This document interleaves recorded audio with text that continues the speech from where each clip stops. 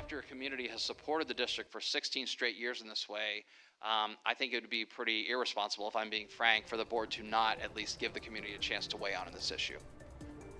A record number of schools in Indiana are expected to ask people if they're willing to pay more on their property taxes to give the school district more money. Noblesville Schools is now the latest to put a referendum on the November ballot. Our Jenna Webster breaks down all the details of what you need to know. Well, the biggest thing you need to know is why Noblesville wants this new referendum, and that's because money coming into the district is down. This is a bit of a complicated topic, so we're going to have our co-workers help us explain the three things you need to know. And the first is that the current referendum is expiring. That's a loss of $25 million, or 20% of their budget. The second is the impact of Indiana's property tax changes. So they don't have an exact number, but are estimating it's going to be millions of dollars a year that they're losing out on.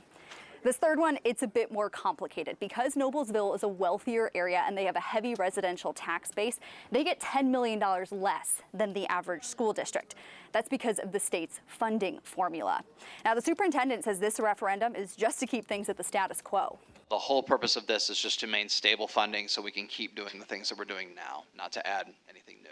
So the big question you want to know is just how much you're going to be paying. So the district is asking for 57 cents for every $100 of the assessed value of your home, but they say they're not actually going to be collecting that much initially. Next year, it's going to be a max of 41 cents. So if you have an average home value in Noblesville, you'd be paying $679 or $40 more than what you're paying now.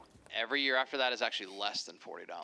That's the highest one is actually the first year. And again, it's just because of the way the math is working behind the scenes and the way all these deductions and things are going to kick in. 1 year, the increase is $4.